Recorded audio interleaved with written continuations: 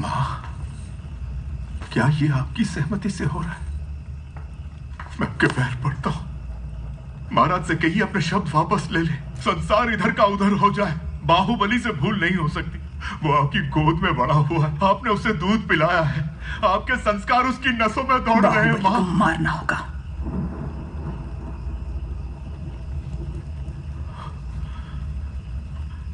मैं ये नहीं कर सकता, मुझसे नहीं होगा ये।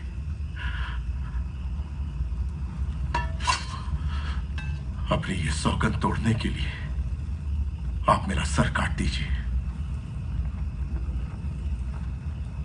तुम मारोगे उसे या चाहते हो कि मैं मारूं?